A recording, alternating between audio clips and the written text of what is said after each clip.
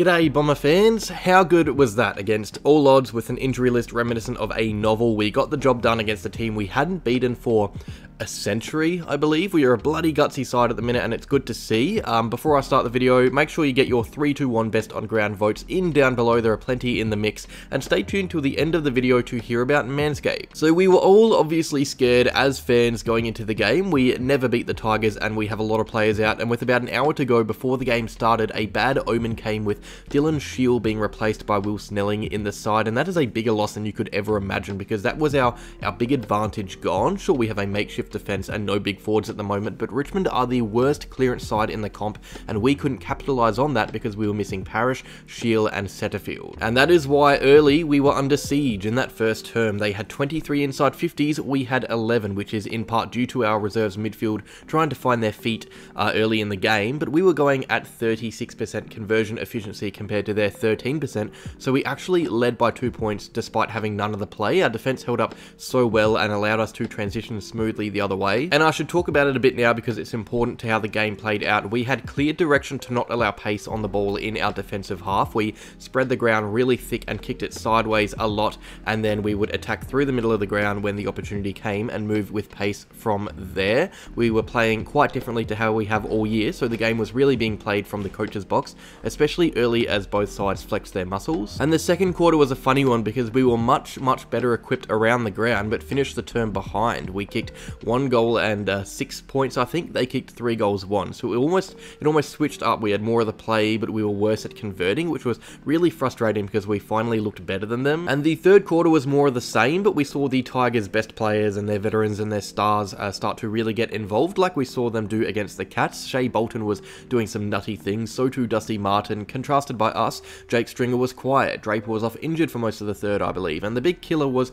turnovers because their pressure was hot and the game was getting more and more into the red zone. We coughed it up a bit and badly at times. We had more of the ball, which meant we had more turnovers. We had 86, which is, I think, our most for the year. And the final quarter, I mean, what can you really say? It's hard to put into words. We trailed by 18. I thought it was done, but then we kicked 4 of the next 5, including a Sammy Durham sealer with 7 seconds left. It was just a gutsy, spirited performance. We obviously had so many great players missing, but every single member of the squad stood up in some way during that last term. I can't remember a game where I felt more proud of a playing group. It was a fantastic hard-fought win, which we thoroughly deserved. So how did we win this exciting game of footy? Well, we had it played the way we wanted. We clearly did not have the personnel to match the pressure and contested ball, so we slowed the game down. You would have noticed us going sideways a lot till we found an option in the centre of the ground, and from there we went fast. We spread really well because we knew that Richmond loved the ground skinny and congested. So if you thought the game was close, you'd be correct, because it was, but we had general play for the most part on our terms. In the last 5 games before this, we averaged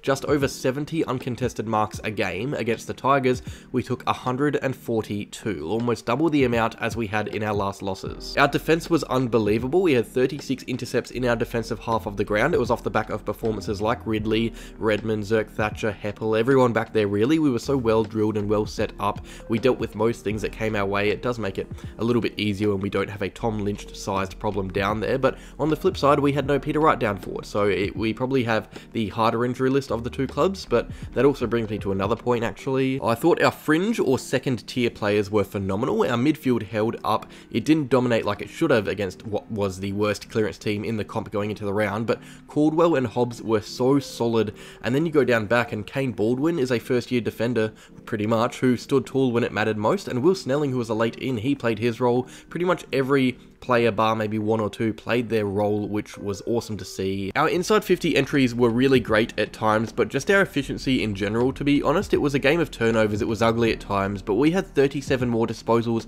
and had almost 77% efficiency compared to their 70%. We were just better with the ball, which comes at no surprise because Richmond aren't really that clean a side, so because we had the game slowed down and restricted them of their pressure, we were clearly going to look the goods with ball in hand. And speaking of pressure, we bought the heat as well. We had 16 tackles inside 50 to their 9 against Richmond of all teams. We not only had the game played how we wanted it to be played for the most part, but we matched the Tigers with pressure. Tippin Woody had 5 tackles inside 50, Stringer had 6 for the game, and something I really love, this is my favourite stat of the night, despite having much more of the ball, we had 56 1%ers to their 33. I should say, they averaged 52 a game. And last point, this is something I spoke about in my preview, but our aerial contests were so much better than they have been in recent weeks. Sure, Broad and Bolter read us like children's books at times down in defence, but Wiedemann, Draper and Phillips did so well to either clunk them down the line or bring the pill to the ground, something we rarely saw against Brisbane last week. I might be getting a bit ahead of myself being this chuffed because Richmond aren't a great side anymore. It's hard to know if they're even that good, but good sides find ways to win in tight games no matter the opponent, and we trailed by 18 and won. We were the better side, we deserved to win, and we did. It was a bloody pleasing result that leads into upcoming games against West Coast and North Melbourne that we should be winning as well. And before I get into the votes, I just want to harp on a bit about Dreamtime. Anzac Day will never really be topped in terms of hype. The rivalry between Essendon and Collingwood makes it a mini grand final, but that crowd on Saturday night sounded unreal, and the performances and welcome to country before the game was so enjoyable. I think this round is one of the better rounds, not because it entertains, but because it educates. It's a brilliant initiative from the AFL and gets better every year, so I am thrilled us as a club are part of the headlining game. It's a huge honour. Enough of that though, here are the best on ground votes. 1 to the hero Sam Durham. Take away that last goal and he still gets some honours. He was our most impactful player in that last term when it mattered most, I reckon. He kicked 2, he set up another one and was ferocious in contests. A gutsy performance from our defensive wingman. 2 votes to Jordan Ridley, whose first game back from concussion was terrific, didn't miss a beat. And Zach Merritt, what more could you possibly want from your skipper?